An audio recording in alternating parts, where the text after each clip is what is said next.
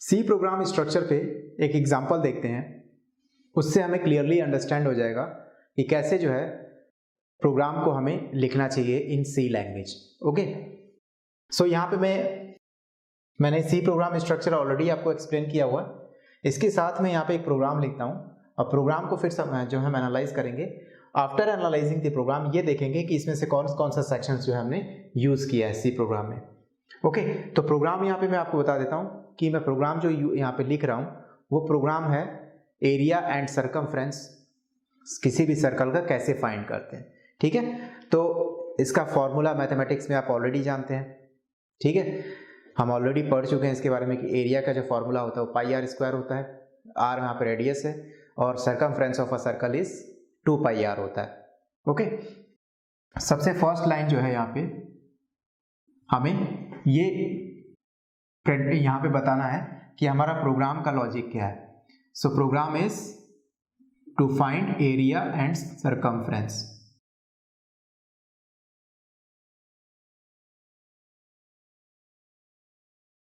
Area and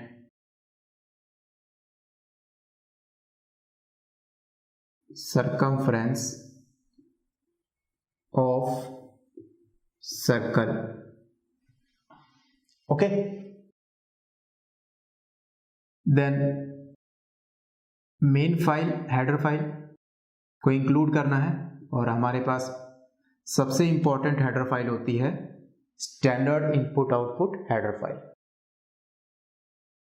मैं क्या करता हूं कि इस प्रोग्राम को एक बार जो है स्टेप लाइन बाय लाइन लिख लेता हूं, उसके बाद जो है हम प्रोग्राम को वन बाय वन समझेंगे, एनालाइज करेंगे। ओके, सो ये हमारा एक प्रोग्राम है जिसमें हम area and circumference of a circle find कर रहे हैं। ठीक है, तो फर्स्ट लाइन को पढ़ने से पता चल रहा है कि इस प्रोग्राम का लॉजिक क्या है। मींस ये हमारा डॉक्यूमेंटेशन सेक्शन वाला पार्ट हो गया, इसको हम कमेंट से यूज कर रहे हैं। तो आप चाहें तो मल्टीपल लाइन के कमेंट से भी इसको शो कर सकते हैं, कोई प्रॉब्लम नहीं है। ठीक है, देन सेकंड है हमारा हेडर फाइल। हेडर फाइल हमने standard input output header file include की है। क्यों? क्योंकि standard input output header file से जो है हम इनपुट और आउटपुट से रिलेटेड टास्क को कंप्लीट कर सकते हैं। जैसे कि यहाँ पे मैंने प्रिंटफ, स्कैनफ स्टेटमेंट्स यूज किए हैं, उसके कोड जो है कहाँ प्रेजेंट है, इस हेडर फाइल में प्रेजेंट है। ठीक है, देन थर्ड लाइन जो है यहाँ पे मैंने ग्लोबल वेरिएबल डिक्लेयर किया है पाई नाम से।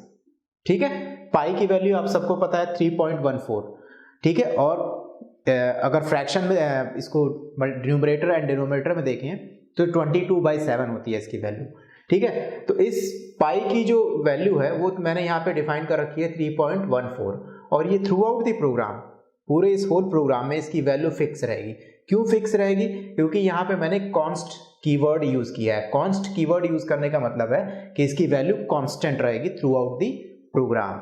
एंड पाई जो वेरिएबल है, इसका जो डेटा टाइप है, मीन्स ये सिर्फ फ्लोट वैल्यू को ही एक्सेप्ट करता है। ठीक है, तो फ्लोट ये बता रहा है कि इसका डेटा टाइप जो है वो फ्लोट है पाई का। ठीक है, अब डेटा टाइप क्या होता है और ये कॉन्स्ट कीवर्ड क्या होता है, इसको हम लेटर जो है वीडियोज में पढ़ेंगे, इसके कॉन्सेप्ट्स को सीखेंगे। देन उसके बाद मैंने यहाँ दो फंक्शंस को डिक्लेयर किया है। दो फंक्शंस के प्रोटोटाइप्स हैं, एक है एरिया फंक्शन, ठीक है, और दूसरा है मेरा सरकम नाम से मैंने फंक्शन बनाया है। सरकम जो है सरकमफ्रेंस फाइंड करने के लिए यूज किया है मैंने। ठीक है, तो नाम आप शॉर्ट कर सकते हैं क्योंकि ये यूजर डिफाइंड फंक्शन है। तो यूजर डिफाइंड फंक्शन में जो है यूजर को पूरी फ्रीडम होती है कि वो फंक्शन का नाम क्या रखना चाहता है। ठीक है, तो मैंने यहाँ पे लॉजिकल बनाने के लिए, मीनिंगफुल बनाने के लिए जो है एरिया और सरकम रखा है, नहीं तो मैं चाहता तो इसको ए और बी नाम से भी शो कर सकता था। ठीक है, और ये फंक्शन जो है क्या रिटर्न कर रहे हैं, फ्लोट टाइप की वैल्यू रिटर्न कर रहे हैं। ठीक है, तो इसके लिए इसका रिटर्न टाइप जो है फ्लोट यूज किया है, और मैंने इन फंक्शंस में एक एक वेरिएबल का पैरामीटर पास किया है, और वो वेरिएबल का जो डेटा टाइप है वो फ्लोट है। ठीक है, इसीलिए इसको बोलते हैं, यहाँ पे जो है मैंने इसको डिक्लेयर किया है तो इसको प्रोटोटाइप बोलेंगे। ठीक है, या फिर डिक्लेरेशन, फंक्शन को हम डिक्लेयर कर रहे हैं। देन एज यूजुअल हमारा मेन फंक्शन आएगा जो कि सबसे नेसेसरी फंक्शन होता है। मेन फंक्शन का रिटर्न टाइप जो है यहाँ पे वॉइड है। ठीक है, समझ में आ रहा है आपको? मेन फंक्शन का ये बॉडी है, यहां से लेकर और पूरा यहां तक जो है इसकी मैंने बॉडी है। इस बॉडी में क्या किया है मैंने, एक रेडियस नाम का लोकल वेरिएबल डिक्लेयर किया है। ठीक है। ये वेरिएबल फ्लोट टाइप की वैल्यूज को लेता है, मीन्स ऐसी वैल्यूज जो डेसिमल नंबर्स में आती हैं, ठीक है। फ्लोट एक ऐसा डेटा टाइप है जो डेसिमल नंबर्स को लेता है, ठीक है।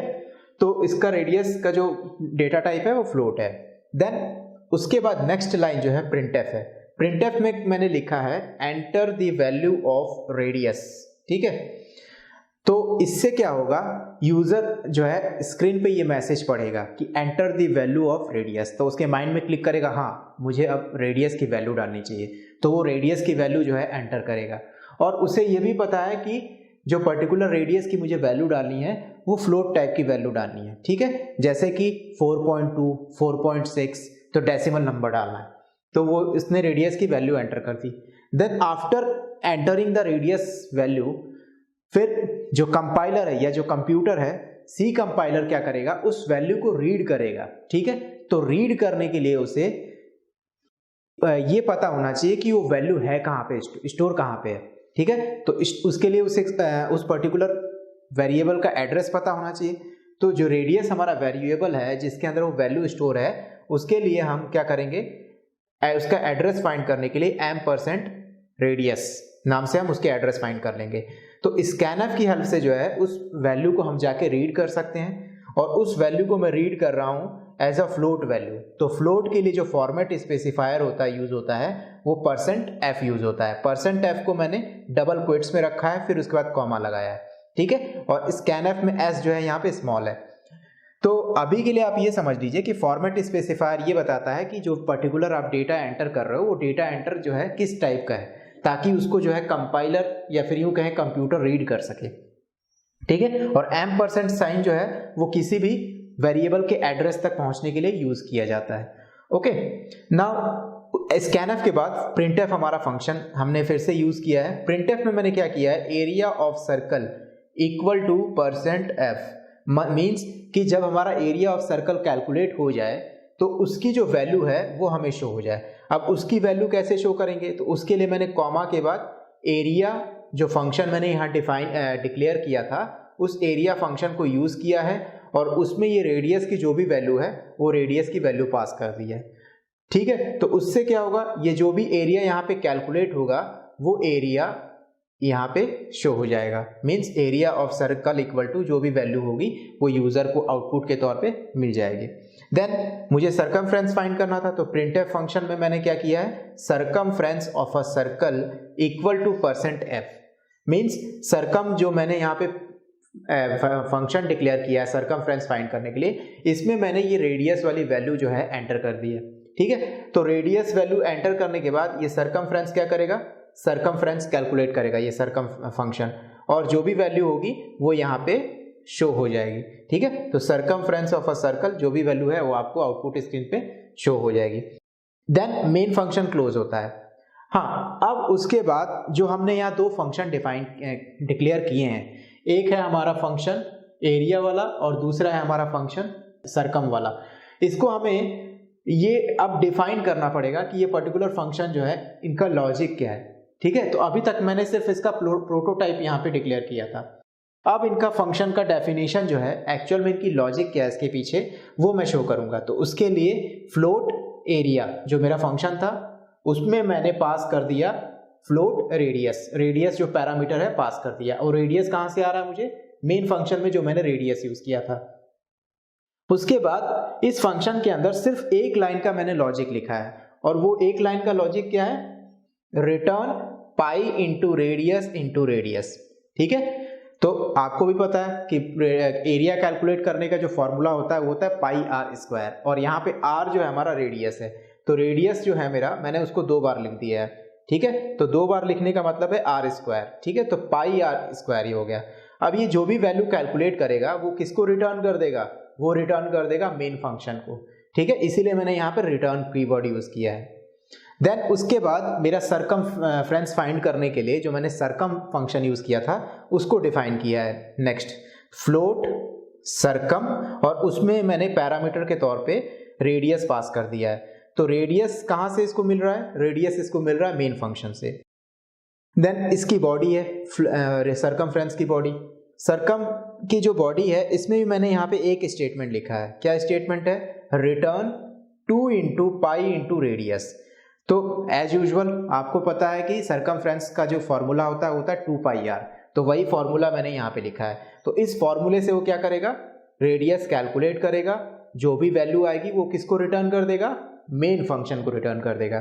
ठीक है, तो इसीलिए जो है यहाँ पे मैंने रिटर्न कीवर्ड यूज किया है। तो एरिया वाले फंक्शन और सरकम वाले फंक्शन में रिटर्न कीवर्ड जो है वो इस बात को डिनोट कर रहा है कि जो भी वैल्यू वो कैलकुलेट करेंगे वो किसको जो पास ऑन कर देंगे, मेन फंक्शन को पास ऑन कर देंगे। और रिटर्न वर्ड के बाद जो है हमें एक स्पेस छोड़ना होता है। ठीक है, अगर आप स्पेस नहीं छोड़ेंगे तो कंपाइलर जो है एरर शो कर देगा।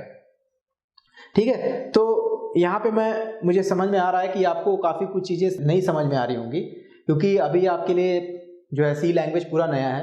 तो प्रोटोटाइप क्या होता है, डेटा टाइप क्या होता है, लोकल वेरिएबल क्या होते हैं, ये सब जो है हम लेटर ऑन वीडियोस में इनके कॉन्सेप्ट पढ़ेंगे कि पर्टिकुलर इनके मैं टॉपिक्स बनाऊंगा और उन टॉपिक्स में उसको समझा दूंगा कि एक्चुअल में क्या है। लेकिन यहाँ मेरा मेन मोटिव ये था, मेरा मेन इंटेंशन था कि सी प्रोग्राम स्ट्रक्चर जो है कैसे फॉलो होता है। ठीक है, तो डोंट वरी, अगर आपको कुछ भी नहीं समझ में आ रहा तो आप क्या करें, जब मैं इनके वीडियोस बना दूंगा डेटा टाइप, वेरिएबल्स, ठीक है, तो उन वीडियोस को जो है आप देखने के बाद अगर वापस इस वीडियो को देखते हैं तो आपके डाउट सारे क्लियर हो जाएंगे।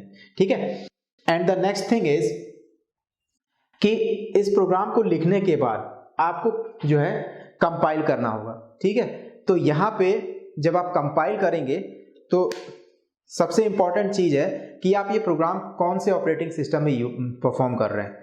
तो मेरा रिकमेंडेशन है, मैं स्ट्रिक्टली आपको रिकमेंड करूंगा कि आप लिनक्स ऑपरेटिंग सिस्टम पे ये प्रोग्राम परफॉर्म करें, क्योंकि लिनक्स ऑपरेटिंग सिस्टम जो है एक ओपन सोर्स ऑपरेटिंग सिस्टम है। और जब आप पर्टिकुलर सी लैंग्वेज सीख लेंगे और प्रोजेक्ट बनाएंगे, तो अगर आप किसी कंपनी में जॉब करते हैं, किसी आईटी कंपनी में जॉब करते हैं, तो most of the IT companies का ट्रेंड ये होता है कि वो ओपन सोर्स ऑपरेटिंग सिस्टम, यानी ये कहें कि ओपन सोर्स प्रोजेक्ट को ज़्यादा यूज़ करती हैं। इसीलिए वहाँ पे लिनक्स ऑपरेटिंग सिस्टम जो है हेल्पफुल हो जाता है। और अगर आप इसको वहाँ पे जाके करेंगे तो वहाँ पे आपको प्रॉब्लम ये आएगी कि लिनक्स ऑपरेटिंग सिस्टम जो है एक कमांड बेस्ड ऑपरेटिंग सिस्टम है। मीन्स उसमें कई सारे कमांड्स परफॉर्म करने के बाद ही हम उनको रन करा पाते हैं। तो अगर आपको कमांड उस वक्त नहीं याद होगी तो आपको प्रॉब्लम होगी। तो बेटर प्रैक्टिस ये है कि एज अ प्रोग्रामर आप लिनक्स ऑपरेटिंग सिस्टम पे इसको वर्क करें। लिनक्स ऑपरेटिंग सिस्टम के बहुत सारे वेरिएंट है। ठीक है, आपको अगर आप बिगिनर है तो आप उबुंटू से स्टार्ट कर सकते हैं। ठीक है, उबुंटू आपके लिए सबसे बेस्ट है। तो इसी कारण से मैं आपको जो बोल रहा हूँ कि पर्टिकुलर ये प्रोग्राम जो है, जो भी प्रोग्राम इन केस फ्यूचर में जो भी प्रोग्राम मैं कराऊंगा आपको, सारे प्रोग्राम को आपको परफॉर्म करना है इन लिनक्स ऑपरेटिंग सिस्टम। ठीक है, विंडोज में भी करेंगे तो भी ये प्रोग्राम सेम रहेगा, मैक ओएस में भी करेंगे तो भी ये प्रोग्राम सेम होगा, कोई भी अंतर नहीं है। लेकिन एज अ प्रोग्रामर अगर आप इसको लिनक्स में करते हैं तो आपके लिए वो जो है बेनिफिशियल होगा, आपके लिए हेल्पफुल होगा।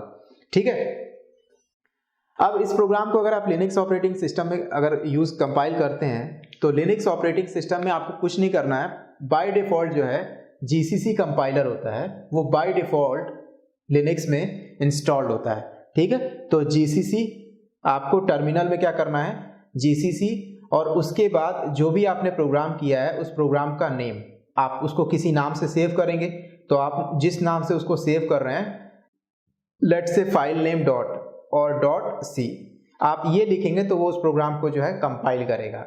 डोंट वरी, ये सब चीज़ें क्या हैं, इस पे हम सेपरेट एक प्रैक्टिकल वीडियो बनाएंगे। प्रैक्टिकल वीडियो में आपको मैं क्लियरली बताऊंगा प्रोग्राम करके कि कैसे जो है लिनक्स में प्रोग्राम को राइट करते हैं इन टेक्स्ट एडिटर, उसको फिर कैसे कंपाइल करते हैं टर्मिनल पे, और कैसे जो है आउटपुट को हम जो है शो करते हैं। ठीक है, तो ये हो गया। उसके बाद फिर आप क्या करोगे, तो ठीक है, इसके लिए हम एक प्रैक्टिकल वीडियो बना लेंगे मोस्टली प्रोग्राम्स की कैसे रिटर्न करते हैं। अब यहाँ पे ये देखते हैं कि कौन कौन से सेक्शंस को मैंने इंक्लूड किया है। सबसे फर्स्ट हमारा सेक्शन था डॉक्यूमेंटेशन सेक्शन। ठीक है, तो डॉक्यूमेंटेशन सेक्शन है हमारे पास, हमने यहाँ पे यूज किया डॉक्यूमेंटेशन सेक्शन को, program to find area and circumference of a circle. दूसरा था हमारे पास link section. Link section use किया मैंने, हाँ यूज किया है, बिल्कुल यूज किया है। Hash include standard input output dot H, जो ये मेरी हेडर फाइल मैंने इंक्लूड की है, ये लिंक सेक्शन है। देन उसके बाद डेफिनेशन सेक्शन। ये जो तीनों लाइन है, एक पाई की वेरिएबल को मैंने यहाँ पे पाई की वैल्यू को जो है कांस्टेंट डिक्लेयर किया है, दूसरा एरिया एंड सरकम नाम से दो फंक्शन बनाए हैं, वो जो है डेफिनेशन सेक्शन है। आ रहा है समझ में? तो डेफिनेशन सेक्शन में आपने एक ग्लोबल वेरिएबल डिक्लेयर करा है पाई नाम से, दूसरा आपने दो फंक्शन के प्रोटोटाइप बताए हैं, मतलब फंक्शन को डिक्लेयर किया है। तो ये सब किस में आता है? ये सब डेफिनेशन सेक्शन में आता है। देन उसके बाद मेन फंक्शन, मेन फंक्शन तो हमने इंक्लूड करना ही है हर एक प्रोग्राम के अंदर, नेसेसरी है हमारे लिए, ठीक है। तो ये पूरा का पूरा मेन फंक्शन है। उसके बाद यूजर डिफाइंड फंक्शन में मैंने यहाँ पे दो फंक्शन को डिफाइंड किया है, एक एरिया नाम से और दूसरा सरकम नाम से, और उनके प्रोटोटाइप यहाँ पे बता दिया है। अच्छा, एक और डाउट है कि पहले मैं एक बार यहाँ पे प्रोटोटाइप बता रहा हूँ फिर यहाँ पे डिफाइन कर रहा हूँ, ऐसा क्यों कर रहा हूँ मैं? इसके पीछे रीजन ये है कि मैंने एरिया वाला जो फंक्शन है और सरकम वाला जो फंक्शन है उसको मेन फंक्शन के अंदर यहाँ पे यूज किया है। तो जब भी कंपाइलर, सी कंपाइलर कोई भी प्रोग्राम को कंपाइल करता है तो वो मेन फंक्शन से हमेशा स्टार्ट करता है, ठीक है। तो वो जब मेन फंक्शन से स्टार्ट करेगा तो वो पहले वेरिएबल को, इस रेडियस को कंपाइल करेगा, उसे पता चलेगा हाँ फ्लोट टाइप का वेरिएबल है, देन printf scanf, फिर जब वो इस लाइन को कंपाइल करेगा तो उसे एरिया फंक्शन मिलेगा। और अगर हम ऊपर में प्रोटोटाइप ना बताएं, ये दोनों लाइन ना हो, तो उससे ये कंफ्यूजन होगा कि ये फंक्शन है कैसा, ठीक है। तो वहां पे वो क्या कर सकता है? एरर शो कर सकता है। दैट्स वाई मैंने यहाँ पे जो है इसके पहले ही प्रोटोटाइप बता दिए ताकि उसको कोई कंफ्यूजन ना हो। और उसके पीछे लॉजिक क्या है, फंक्शन की डेफिनेशन क्या है, उसको मैं लास्ट में डिफाइन किया है, एरिया एंड सरकम नाम से। तो आप चाहें तो फंक्शन की डेफिनेशन ऊपर यूज कर लें, ठीक है। जब आप डेफिनेशन यूज कर रहे हैं तो प्रोटोटाइप की जरूरत नहीं है, और अगर जब आप डेफिनेशन को नीचे रख रहे हैं तो आपको प्रोटोटाइप जो है ऊपर बताना पड़ेगा ताकि कंपाइलर जो है कंफ्यूज ना हो, ठीक है। इसीलिए मैंने यहाँ पे प्रोटोटाइप भी बताया है और साथ में डेफिनेशंस भी बताई है फंक्शन की। ओके, तो आई थिंक बहुत सारी बातें जो हैं वो क्लियर हो गई होंगी। मैं नहीं चाहता कि इसी वीडियो में मैं आपको पूरा सी लैंग्वेज बता दूं, तो बाकी जो चीज़ें हैं वो आगे वीडियोस के लिए रखते हैं, ठीक है। अगर आपको कोई डाउट है तो डोंट वरी, आगे के सेक्शंस में जो टॉपिक्स कवर करेंगे उनमें इन सारे डाउट्स को क्लियर करेंगे। जब वो सारे सेक्शंस आप कवर कर लोगे फिर आप इस वीडियो को वापस से देखोगे तो आपको जो है कोई भी प्रॉब्लम नहीं होगी, ठीक है। ओके।